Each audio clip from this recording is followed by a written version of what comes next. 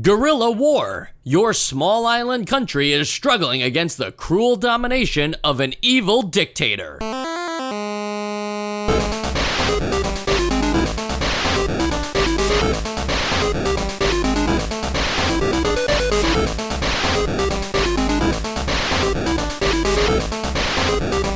And welcome to Nostalgia, a chronological exploration of every NES game released in North America.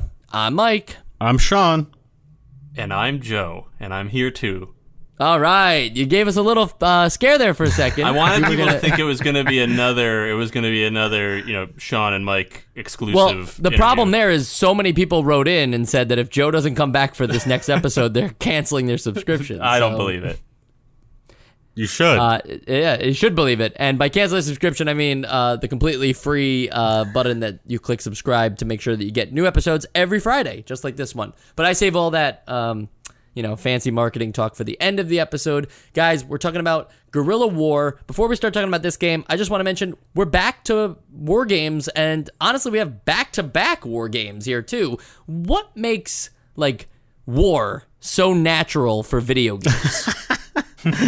Wait, so you really don't have much to talk about? I don't think so. But We're talking about war.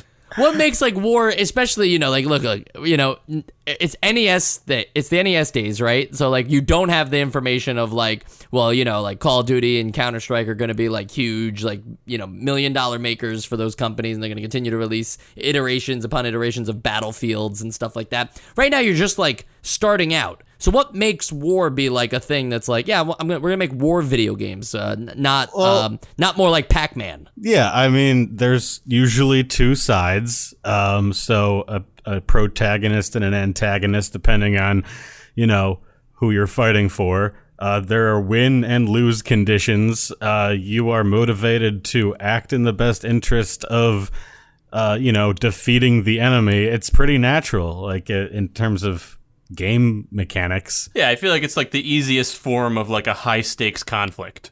I mean, that you can come up practicing military practices and maneuvers are literally called war games. So it's natural. And so far on the NES, we've had quite a few war games here, but we've also had quite a few games that have played just like Guerilla War. Do you guys remember stuff like Ikari Warriors, Commando, games like those? Of course. Yeah. Loved Commando. And then Ikari Warriors 2 took that weird path where it was in space instead, but we're just going to disregard that one. We didn't give it a great review either. Joe, you said you loved Commando. Did you just love this style of video game, or was there something about Commando that was calling you? This is something that I was going to get into at some point here too, but I did love Commando, I think because it was our first real experience on the NES with this style of video game, and it partially brought me back to some NES things, and it also just, I don't want to say impressed me, but a little bit impressed me that it was, a fun NES game in this such an old retro thing. I do think that as time has gone on and we've played more of these, it takes more to impress me as one of these games. And I'm sure if I went back to Commando, I wouldn't be as impressed either, because now I see other things that could be done on the NES that might make a game more robust. So this game definitely had a higher bar, a higher bar to meet for me than Commando. That's sort of how it goes, I think, with most latecomers to a genre that we've been interacting with in this podcast. The first one, all you really got to do is not be broken, right? Right, exactly. There's something funny about going back and playing those older NES titles that are really not even that old to us, right? We're only on episode 187 here. But it's funny to think, after I played Guerilla War, I was I should go check out these older games. And just loading up Ikari Warriors, that was a trip, Forget about Commando, which is even further back. But I couldn't believe the difference in the action component of the game, how fast it all happens, how good it feels to be your character, how smooth the motion is. We kind of take for granted as we play through this chronologically, it takes us a long time to go from month to month to month. But if you ever jump back and play some of these older games that we didn't review so kindly, it's really crazy to see how quickly developers have figured out the NES from 1986 over to 1989. Yeah, this definitely feels very different and a bit more polished. Because I was not a fan of Commando or Ikari Warriors, but I definitely felt a little bit different about this one. Yeah, I think it what resonates with me the most is like the smoothness of the way you move. I haven't played Commando, in a long time, but if I remember correctly, it does not move as smooth as this game. And then you go back. That's the one, Joe, that that's where the joke started of watch out for that bullet. Yeah, that's right.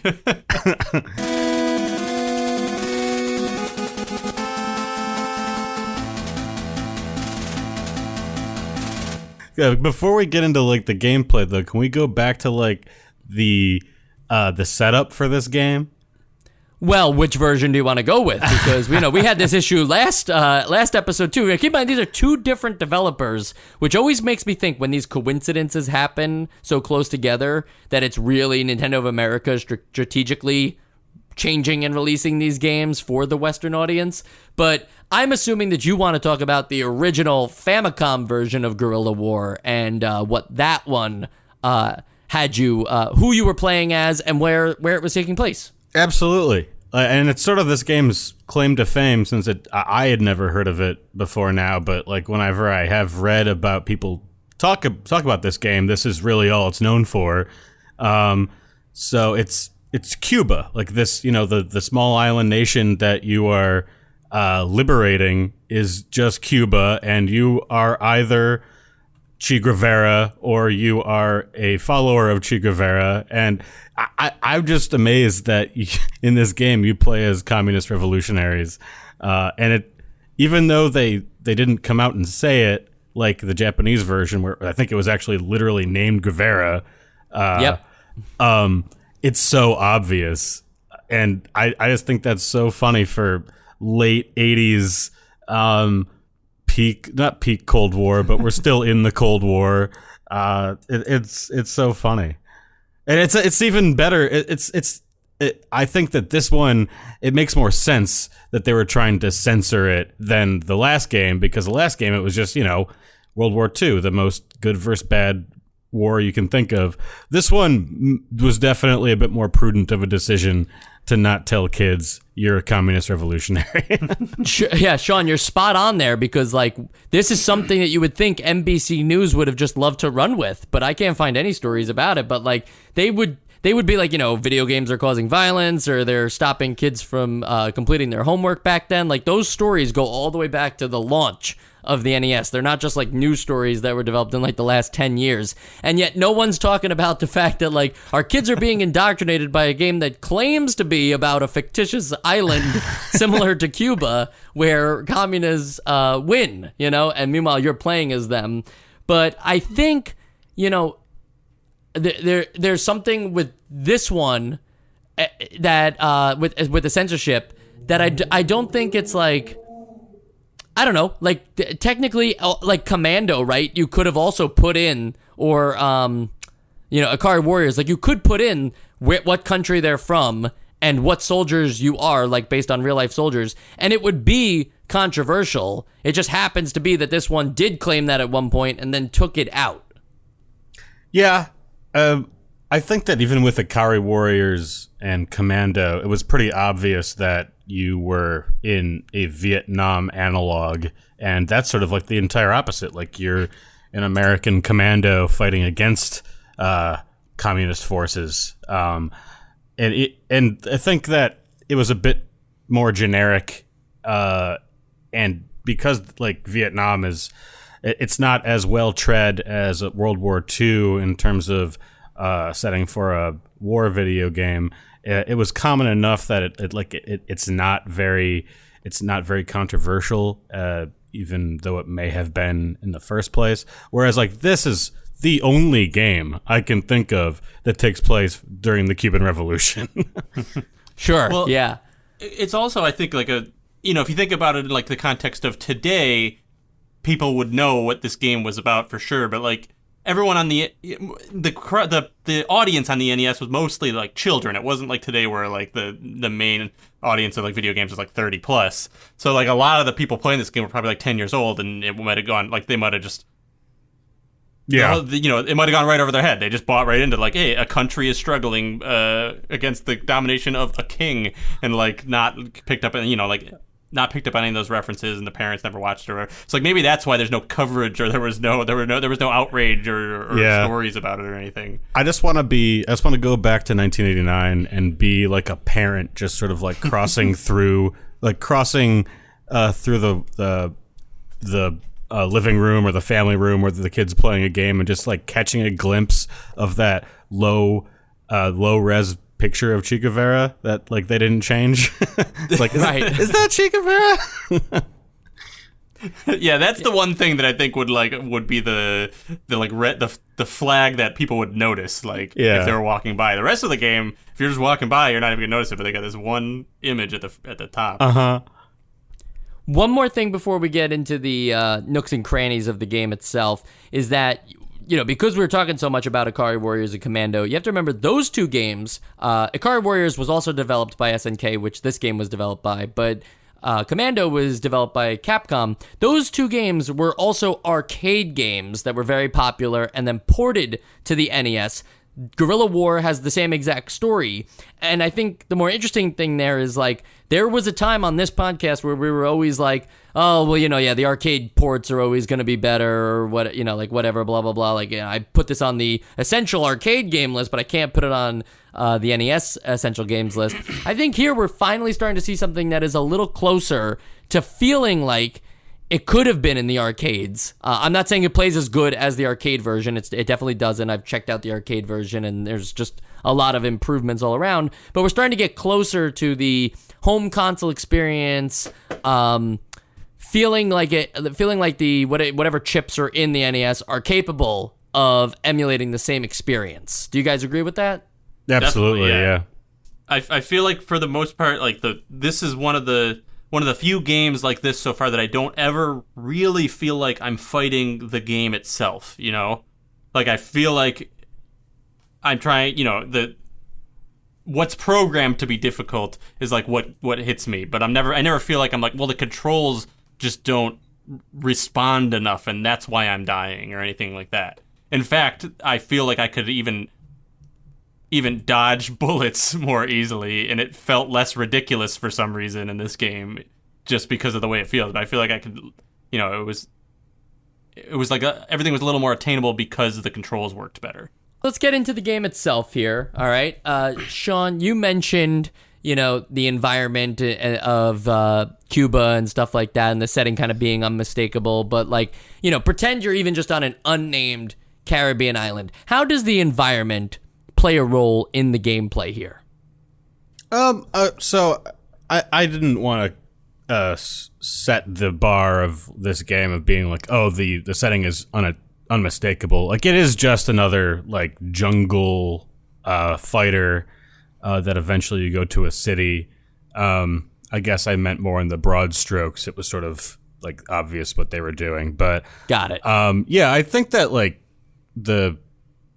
at least going into different settings, if it's not just jungle and then going into a military base, like you do go in the jungle and you do go to a military base, but true to the Guerilla War title, then you go into a city, and then I guess you go into a sewer. But like the fact that they added the city was definitely sort of unique to this game.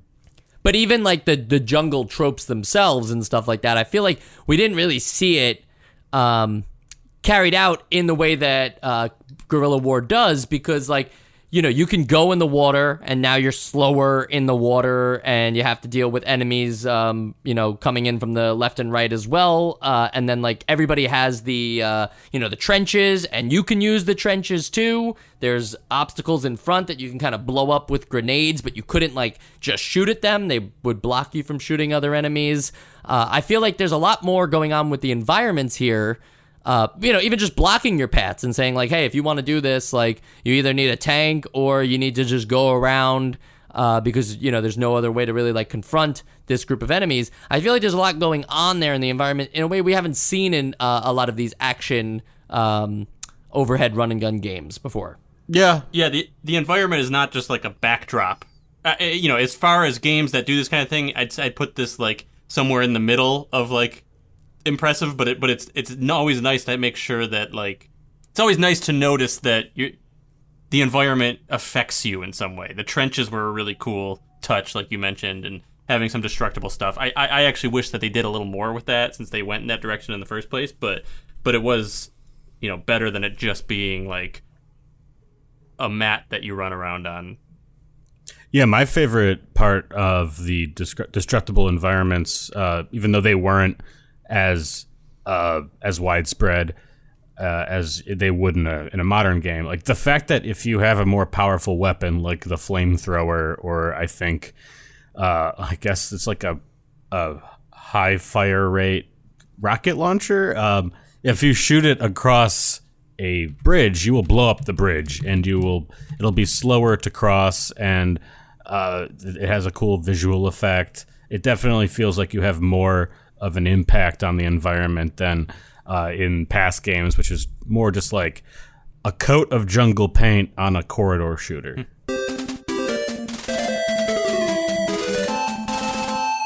Sean, you briefly mentioned the power-ups there for a minute, like the flamethrowers and stuff like that. I guess it might be considered just an SNK trope, but I was a little surprised to see that the power-up items are just designated by different letters on the screen. Given the amount of detail that they're pouring into like the environment and all the different types of enemies that they've littered the screen with, and all the different places you go to, I just thought it's a little weird to just make the power-up items like L, F, B. It was just strange. Yeah, the power-ups themselves, cool.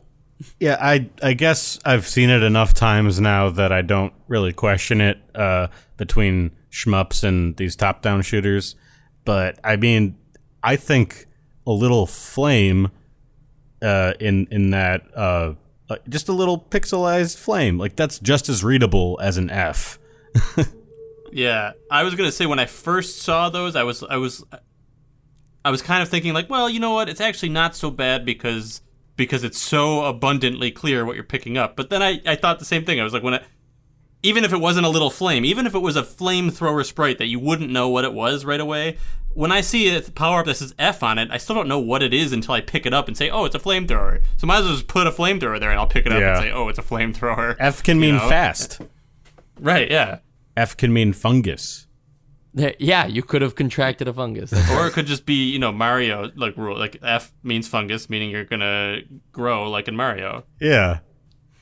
Speaking of the enemies for a second, I mentioned they're littered over the screen. Sometimes that's a good thing, sometimes that's a bad thing. I think in shmups, sometimes we wish that there were less enemies, but in other games we say, they're too easy because there's not enough of them. Joe, where did you stand here on, and don't just think of stage 1, because I think stage 1 does introduce you to a lot of enemies all at once, but like just in the game as a whole, did you feel like the enemies were overwhelming, or that the abundance of action was actually to its benefit? Well, this is actually kind of what I was alluding to earlier. I feel like a lot of other games like this, shmups and, these like run and gun type games get really overwhelming to the point where sometimes I just feel like you can just get unlucky by being just in a cluster of projectiles and enemies where like you have nowhere to move, and like unless you're like superhuman with your reflexes, you're probably going to die. This felt much more, it felt still challenging to dodge things and stuff, but in a manageable way. Like I felt like if I really focused, I could be skilled enough to not get hit, which I know that other people probably feel that way in those other games. I'm just not that skilled. So like maybe that's the, that's the difference. But I felt like there was a, easier or like a less of a barrier to entry. You can kind of pick this game up and get good at it pretty quickly, so that by the time you get to the end of the game, which is not a very long game, you can feel like you're good at it. Whereas I feel like a lot of these other games, you might have to play for, over and over again for a long time before you're like, you've gotten good enough to like really feel like you mastered it.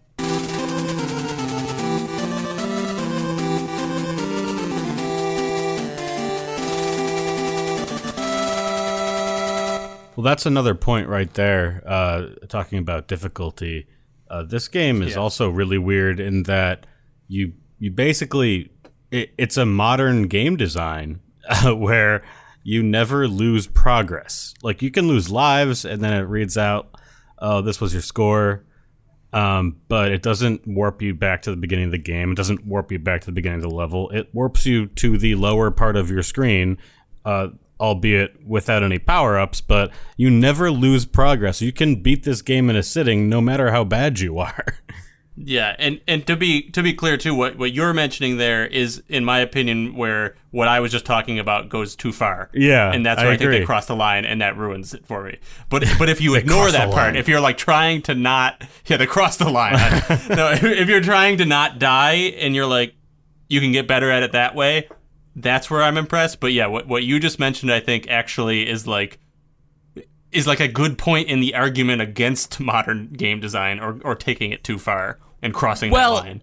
Joe, they crossed the line there because this is a relatively short game when you have that kind of power to you. I think in like a modern game, a lot of the game changes throughout. And that makes it exciting and worth keeping going through and solving puzzles or leveling up your character and stuff like that. But also, like, you're talking about what could be a 16-hour game. This is not that kind of thing. And so I think that's why they crossed the line here, maybe, and they should have warped you back to the beginning of the stage or something instead of just handing you right off. I wonder if they were taking a note, though, from their arcade format and saying, well, at the arcade, if you wanted to just resume where you were, you would just put in more quarters. You just say, yeah, I want to continue. And you get I think 20 seconds or whatever to put in more quarters and stay right where you were. And maybe they thought well, if you're going to spend $60 on the home version, you've earned your right to just have the unlimited continues, Yeah. I think what they would have been missing there, though, is that in that situation in the arcade, then the quarters become the consequence. It's almost part of the game design at that point. If you're not going to be putting in quarters, you need some sort of consequence that makes you not want to die. I know that you lose points, but I know that we're just they don't matter. To care about points in the first place. Yeah. And in thinking about modern games, like you mentioned a second ago, like how modern games have enough going on. I think that also if you think about Uncharted, if it does something close to this too, where you die and you kind of end up pretty much right where you were. You might be back a couple enemies or whatever, or you go back to the beginning of the encounter. Yeah. but in Uncharted, that encounter is still challenging. You don't get punished where you have to go really far back, but you have to still beat that encounter. You still have to do it over and over again until you win. Whereas this, it's you die, you blink back in, you can just kind of keep running through, just keep dying. It literally puts you in the same spot. Enemies still have the same amount of health if you're the boss. Yeah. You can literally just almost ignore the enemies if you want and just keep dying. It'll take you a long time, but you can do it. I mean, in that respect, Joe, you could just keep running forward. Right? You don't even have to attack anybody. Yeah. I mean, you have to beat the bosses, but I think there's only certain sections where progress is forcing you to kill somebody in order to move forward. Yeah. Otherwise, it's just keep running along. And to be honest, that's not a terrible strategy. I don't know how everybody else plays, but in this kind of game where they give you so many enemies, I'm totally comfortable just killing what's in my way and letting everybody else just go free, Yeah. It's such a... I mean, I agree that is probably the optimal way to finish the game, but it is so counterintuitive to me to see all this stuff and not shoot. Especially when it's so low, low stakes, because I know that I'll always be able to come back. I don't know. I just ended up trying to kill everyone. But did you also kill the prisoners? I mean, accidentally, multiple times, most of the time. They look kind of similar, but I tried my best not to. But in war, I hear you. Yeah, there's something about the way, and maybe it is what you said. Maybe they look close enough or in color scheme or something. I found myself killing way more prisoners of war than in any other, rescue the prisoners game we've played yet. I don't know what it is, but maybe it's because there's so many enemies on screen that I'm just naturally inclined to be ready to shoot anything as it scrolls up to me. But I always, I'm playing mostly in the mid front of the game, you know, like as things are coming on, and my natural instinct was just to shoot. And I think I killed a lot of people that probably shouldn't have died. I mean, and it doesn't help that some of your power-ups, like it's impossible not to hit them if there are enemies anywhere near them. But did you guys notice that like the enemies in this game are kind of sneaky bastards? Like did you notice that they would sometimes look like they're surrendering and like stop shooting you, and then they come back and just pull their gun out again? Yeah, I assumed that's what they were doing. And after a while, I was like, are they surrendering? Are they like leaving for backup, or what are they doing? Mike, how about you? No, I know exactly what you're saying. There's a lot of I don't want to say confusing behavior from the AI, but I mean, like, it's all pretty cool stuff. I was trying to figure out what those guys who, like, look like they're jumping on long pogo sticks that just kind of fly in from the sides. Yeah. You know, like, I was trying to figure out what that's supposed to be. Like, are they supposed to be jumping from a helicopter that we can't see or something? Yeah. Sometimes they even do it where it's like they're up further. They're up towards the top of the screen, which from the perspective we're playing is not up but forward, but then they like detach and like fall down the screen as if suddenly like they're on a wall. It definitely is, but they put that little pogo stick thing on when they do that too, so I don't know what it's supposed to represent. It definitely is jumping, because if you destroy a tank, sometimes instead of everybody in the tank dying, one person will jump out and try and fight you on foot. So I think that's what they're doing there. But yeah, the whole forward also being up thing does not help with perspective. Yeah, and also to speak to, Sean, what you were saying about killing the hostages and stuff, I think well, first of all, the reason that I accidentally killed them a lot was because I also realized that in this game you can just hold down both fire buttons, so you can just be constantly throwing bombs and rapid firing, and that would end up making the game a lot easier, but also making me kill these enemies.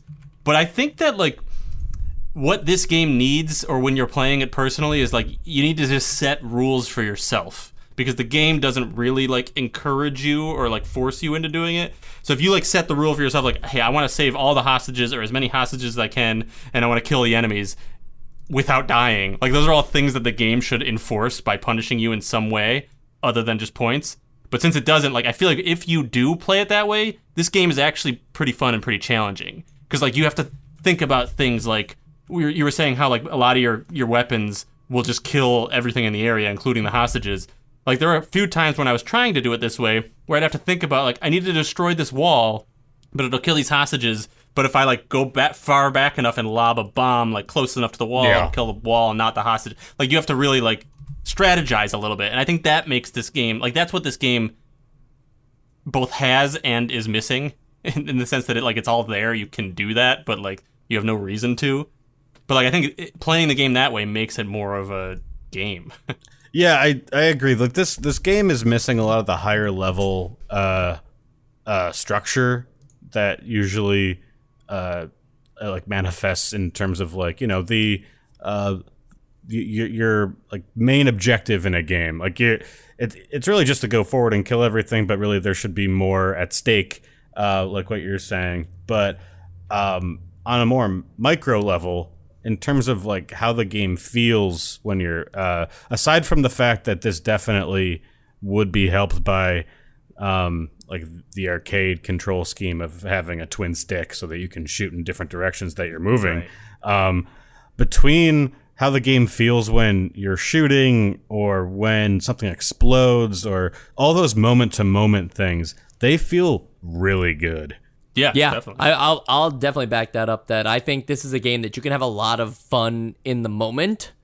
And then, like, you know, if you're doing something like our show, if you think back on it, you're like, well, how much fun actually was that? Like, I question, you know, I think you should be able to just have fun playing a game and all that. But, like, how good actually was it, and how much of it was just, like, finally a video game where you're kind of just unstoppable, and even though it's like a one-hit KO, it doesn't matter. Like, there's no stakes or anything like that. Like, it's almost like you're playing with cheat codes in a certain respect, right? Yeah, I'd say so. Yeah.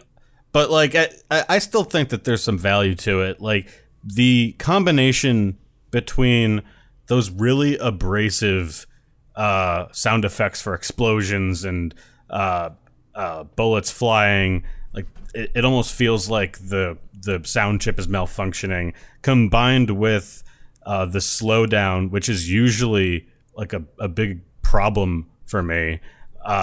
It just, for some reason, I don't want to call this slowdown balanced, but it felt so right when it's coupled with those sound effects and just all this mayhem and all these enemies. It really felt like that old school experience that I always thought was just sort of rose-colored glasses that modern retro games tried to, like I always bring up Luftrausers as a game that does this. But those experiences of just this really chunky, action feeling that I'm really having trouble articulating. But moment to moment, this is finally that experience that I didn't think really existed. Well, I mean, look no further than after you defeat a boss and the screen just goes into epilepsy mania. Absolutely. You know, So it's awesome. like, even I thought I was going to have something happen to me when it was flashing that many times and that fast. Like, it feels good. The bosses, again, like, you know, knowing that you have the unlimited continues and everything like that, like, whatever. But, like, the bosses themselves are just, like, satisfying, big enough deals to take down that, like, that moment-to-moment gameplay, like, presentation is top-notch here.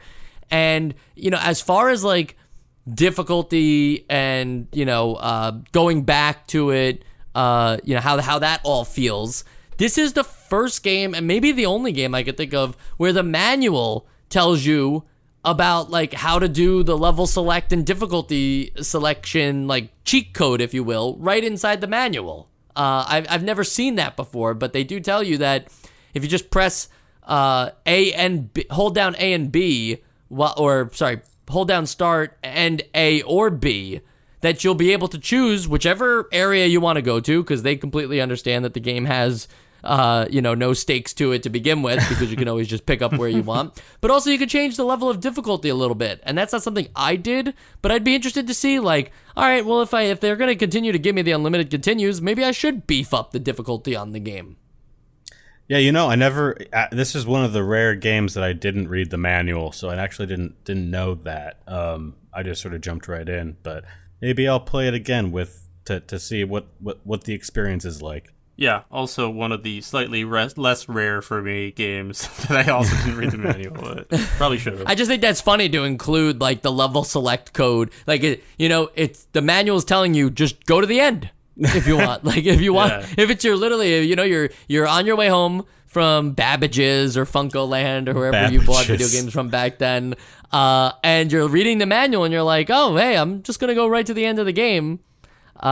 This time I could safely say that you won't suffer any consequences for that, right? Would you feel cheated in this game if you just started playing at the palace level from the get-go? Like, would that feel like you didn't get the true experience? You didn't learn what it was like to go through the jungle and the city, and you cheated your way to the palace? I don't know. I don't think anybody would agree with that. I also don't think anyone would have too much fun with that. Yeah. No, sure, yeah. Fun, sure. But I guess what I'm saying is, like, you know, in a modern-day video game, right?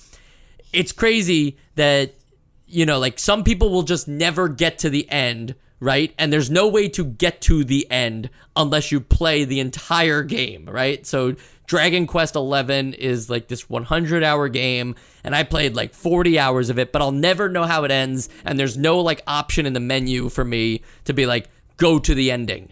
But in a book, I can just say I'm done with this book, but I want to know how it ends, and I can just go to the last, like, 20 pages and read it. you know, right? I It might think not make that so much sense. You've talked about that I've heard before, I this think. argument. I've heard this argument a lot, and I don't have a really strong argument against why people shouldn't be able to do that. But I am very strongly against it anyways. I don't know why. I just don't like the idea of that. Are you against like it for video games specifically? Or are you saying, like, no, don't even do that in the book? Well, like, you don't deserve to read the end of the book. Like, that's a person, whatever. Like, you can do whatever you want. Like, obviously that's fine. Like, I just think, yeah, you ruin the book if you're just going to read the end of the book.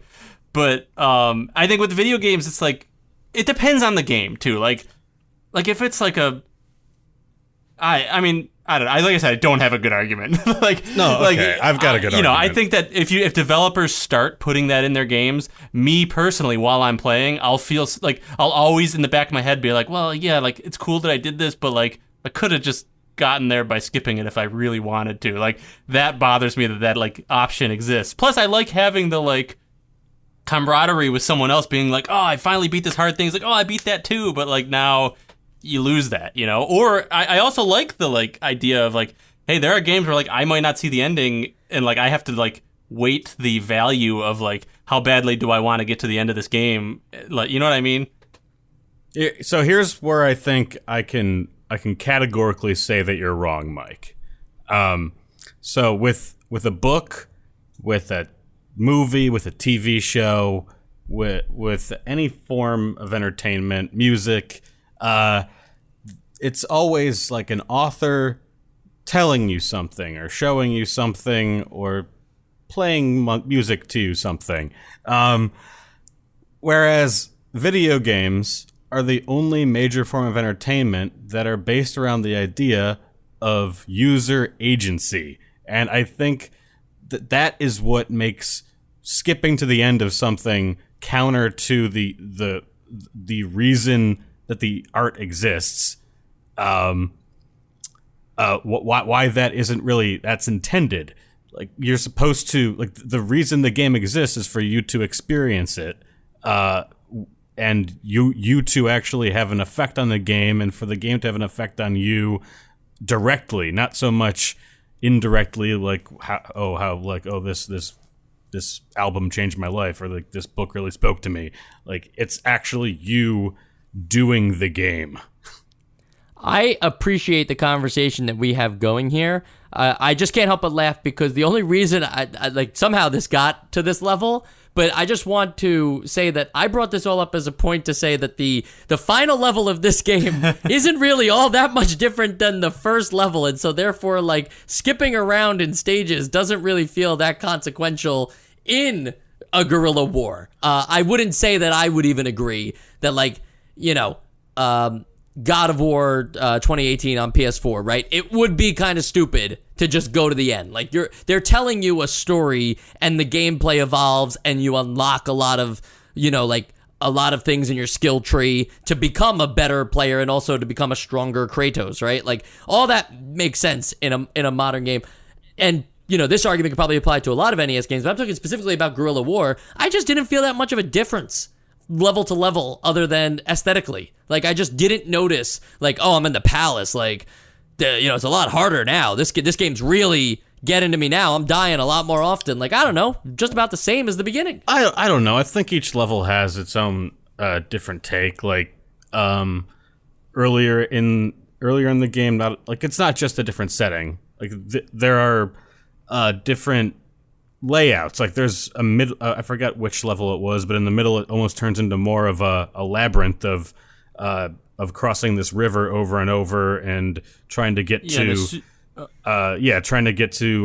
hostages that are sort of tucked away in these strange nooks, and having to deal with crossing the river over and over. And in the city level, there's a lot more choke points, I feel. Like there's a lot of situations where the entire corridor of the city street is blocked off in a way that you sort of have to first deal with the guys on the roof and then deal with the people up the road. And I think that there are different layouts where each level feels different. Maybe not so much harder. And also, there are levels where you can get into a tank, and then that idea goes away. So yeah, I think each level has a different feel to it. Not so much like a difficulty curve to it, but I think they have a different feel. Yeah, I would say the same thing, that they have a different feel, but yeah, the difficulty never ramps up much. But yeah, even like the sewer level feels like it, you know, you're always in this like in the water half the time, and then I think this might, I'm not sure if this is the one you were talking about, where it's like you're in the water half the time and then you go over to the sides to get the enemies if you feel that was like above it, or ground. to get the, yeah. Okay, yeah, there's that one too, yeah. But there's one thing that one level we're not talking about, which is just one random level in the middle of the game where you're just like on like a railroad. You're like, like a cart going around on a railroad. Level. It's like an auto scroller, and you have to like lasso hostages from your left into your right. That was weird. But that is really, I think, Sean, you just said it. It's more like a bonus stage, right? It's like a point. There's no point enemies. grower, right? Like, you're just trying to raise your high score and everything I guess like that's that. true. I appreciated that though. It helped break it. Yeah. It helped break up the game a little bit. When I first saw it, I kind of thought like, oh, this is gonna be one of those kind of games where they throw in these other little things once in a while, where it's like, oh, now you're doing this, now you're flying a helicopter, but like they never do anything like that again. So it's just that one level. And one other little fun note about that level is, I don't know if I'd call it fun, but for some reason, you're moving, you get this nice sense of speed, but when you turn a corner, the whole game just slows down so much. Like turning a corner is like you just come to a halt, and it takes like 3 seconds just to like because it shows you rotating. Yeah. And like at that point, if you're gonna have that much trouble with making the game turn, just have it go straight the whole level. It's not that long of a level, anyways. Just to go back to the idea of like the stages playing out a little differently, and concepts kind of disappearing between levels. I think that's just another benefit here, though, of having, especially in a short burst style arcade action game where, each particular stage might not take you more than, I don't know, less than 5 minutes to clear through. That's just another benefit of having a level selection thing. And I think more games should be inclined to tell you if they exist in their manuals and to be able to do them, because you might just want to go back and revisit, the city stage or the sewer stage. I don't think you have to. I think it's a consequence of games like this where you have to start from the beginning each time that you start your game up, because there is no save function, right? So you can't make multiple different save files and be like, oh, I'm going to save here each time and make my own kind of like level select screen. I think it's important that these games have some kind of level selection, especially when they can just be short bursts of fun, right? I don't think anybody really back then was sitting down for, hours at a time playing video games. I think that's become a thing over time as games have gotten longer. Yeah, I still think you should play the game along the level flow first, and then if you find a level that you just want to play over and over because it just feels that good to you, then go for it. Well, here's the thing about that. This is just, maybe I'm going off on a little bit of a tangent here too, but like I fully agree with Sean that you should play that way. But the argument that I can't come up with a good argument against is when someone says, well, yeah, that's what you think, but if somebody else paid for the game and wants to play it that way, why shouldn't they be able to? And I don't have a great argument at that. I just don't think they should be able to. Yeah, I mean, I'm totally for telling people how to enjoy their products. There's a right way and there's a wrong way, and you're doing it wrong. We do it every week on this podcast. Yeah. We tell people that they're wrong for liking Zelda 2. Exactly. Well, no. Yeah, you should have spent your money on something else back then. This is where I disagree. We've gotten some comments about Zelda 2.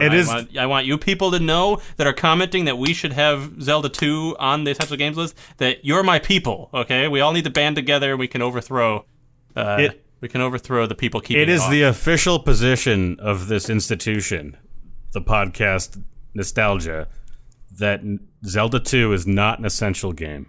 Which is what proves to me that the institution is flawed.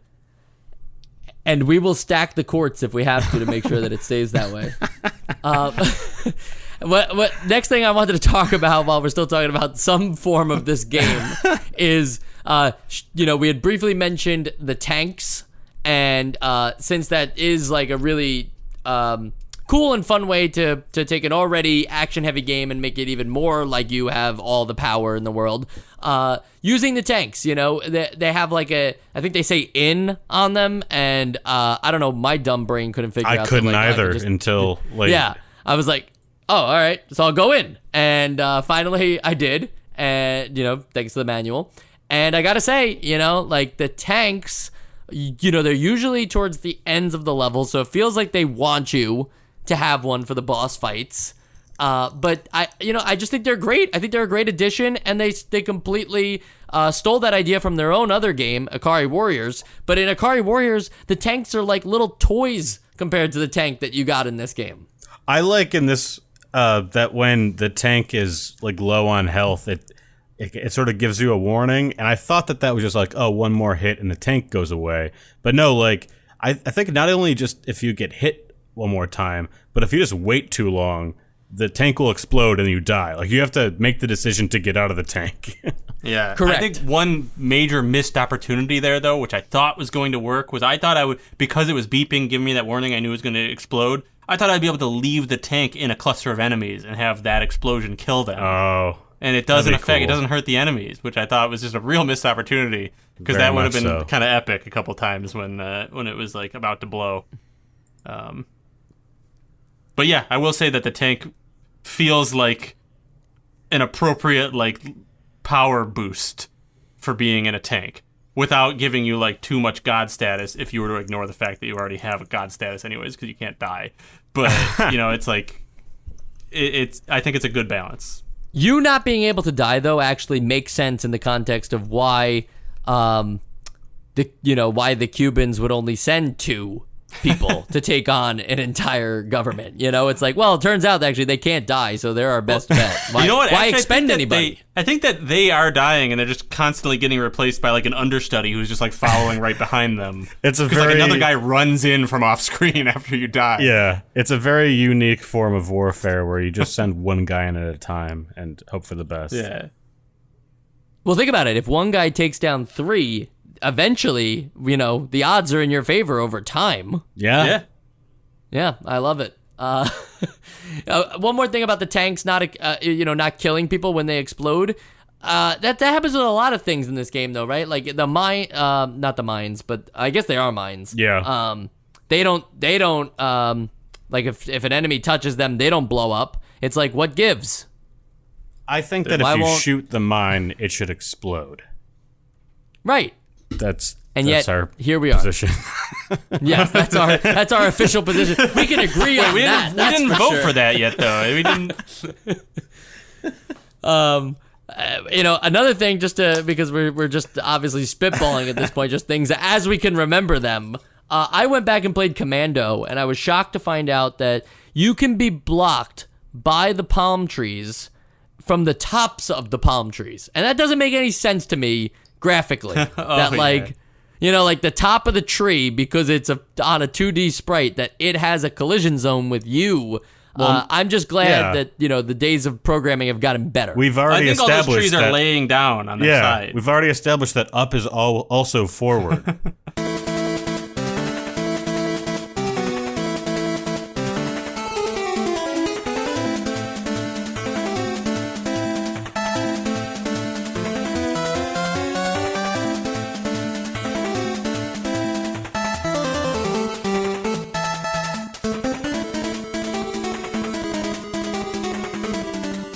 So let's move over to sequels and spin-offs, of which there are none. And with that, we can go into the biggest part of the show, the reason we do the show. We vote on whether Guerilla War is an essential game on the Essential Games list. Joe, you're up first. Other than your vote for Guerilla War, I would also like you to take an official stance on the palm tree collision zone detection. Okay, whether or not I like it or not, right? Whether or not you're for it or not. Okay. So to start with that, although I like that they tried to make these palm trees and make them part of the environment, give you a little more immersion. I don't like the fact that the palms, which should be in the air above your head, hit you as if they're on the ground. So I'm going to vote no. I am not for that. Thank you. What was the other thing I'm supposed to vote for? It's whether Games Guerilla list. War is essential games. That's right. So I think that this, like I said earlier, this game had a little bit of a higher bar for me because we've played things like this. I think it did a great job in a lot of aspects, but the things that it did well, which I mentioned earlier, that it gives me this feeling that it's like a little more attainable to be able to dodge things and to be able to be good at this game is completely negated by the fact that it doesn't matter if you're good at this game. You know, I mean, it doesn't matter if I can dodge bullets because getting hit by bullets doesn't do anything, you know, fundamentally. Now, I realize that we have completely ignored the fact that some people do like to play for high scores, and that does make a difference. If you're playing for the high score, that's almost like what I was talking about earlier, where that makes you want to save all the hostages and not accidentally kill anyone and kill, you know, as many of the enemies as you can. So like maybe the game is better for people like that, but I do think that just overall its major flaw being that there's no consequences is just too big for me to consider putting it on the essential games list. So I'm going to say no. Sean, your vote. You know, I know that this game has some problems in terms of its balance and specifically the whole you never lose progress thing. But in terms of the top-down shooter, this is the most fun I've ever had playing one. And I didn't think that I ever would have fun playing them, especially with like the natural handicap of the NES of always shooting straight forward or straight wherever direction you're walking in. It just feels too good to play, and I feel like I'll be the only vote for it, but I have to put it there for posterity.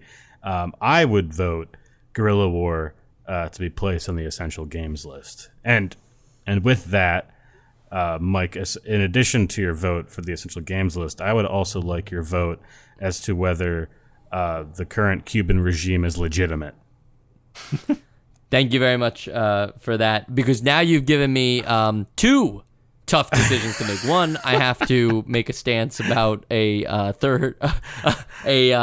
foreign government, of which, you know, I'm sure they listen to the podcast. I'm confident I think one of the Castros does.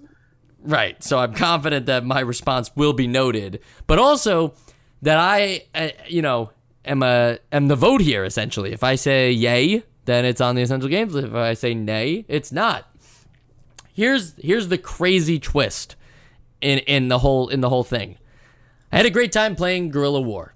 I really liked this game. Without a doubt, I would recommend it to my fellow NES game players. However, I can't put it on the essential games list because while this may be, and definitely is, even though I said maybe, I'm just going to say it right now, it is the best version of a overhead run and gun game that we have. I still don't know if this kind of experience is worth it to say, like, hey, you know, like, this is one of those games, you know, it's up there with Super Mario Brothers, Legend of Zelda, Mega Man, like, you Zelda definitely 2. You know, like, if you've got, yes, I didn't say that. You said yeah. If you, if you're playing those kinds of games, there's like a formative thing around them, a thing that says, like, you know, yeah, this is timeless, right? This is just the best that we have right now. I wouldn't say that anything I played from Guerilla War was timeless or worthy of playing today. It's definitely a game that is, like, you know, leaps ahead of what we've played so far in this genre and is maybe the closest to the arcade we've ever gotten on an NES game, which is another just, like, huge feat for it. So I'm kind of sad to not put this on the essential games list, but I have to think about what that list means to me. And I think if we're saying, like, you know, hey, this game still holds up perfectly, you know, 30, 40 years later, it's like, I don't know if I'd agree with that. I don't know if it holds up perfectly. And I know perfect is, like, subjective, and I'm not saying any game is perfect, but, like, I just don't think it holds up as well as it probably played in 1989. 1989, this is one of the best games we played so far this year, no doubt. So that's where I stand on that. The Cuban government, I don't know. Who can say they have, who can say they could... Sean, you got me so nervous. I'm like, what am I going to say? What's to say? Yeah, they're legitimate. They're legitimate, sure. Okay. Don't even do the outro. We'll just end the show. We'll just end the show right there. Mike was killed following the episode by the FBI and the CIA. They did it together. It was a tandem operation. It was pretty crazy. But it was for Zelda 2. It wasn't for the... That's the twist. That's the twist. No, I think like people are gonna have a stance on Guerrilla War. I'm sure there are a lot of people who played it back then and would agree with some takes that it hasn't exactly held up. I'm sure there's other people who are like, this is one of my favorite games ever. And then I think more surprisingly, we're gonna run into a lot of people who are playing this game for either the first time, like us, or are revisiting the game because they revisit all these games with us and notice the improvement. There's no mistaking that Guerrilla War is a noticeable improvement in that genre and just in what it means to be an arcade port, as of right now. So it's an interesting thing. So I would love to hear from all of our listeners to write in and see what they think about the Essential Games list and whether they would put it on or not. I know, you're gonna go right to it, listeners. I understand you're gonna say, well, X is on the Essential Games list, so how come Y isn't? Well, I'll tell you. Each game is held up under different voting standards. That's just what it is. We make up the Essential Games list as we go. Joe, do you have any idea what you're gonna vote for the Essential Games list on any given Friday? No, I flip a coin. Yeah, there you go. It's all decided by luck. Joe confirmed to be Two-Face. I actually go to Taboo, the NES game, and I ask if I should vote it. There it is. The funniest thing is Taboo rejecting itself on the Essential Games list. It knows. It doesn't lie. Hey, Sean, if people wanted to see more nostalgia content, where would they go? They would follow us at NostalgiaCast on Twitter, which I think is a website. That's correct.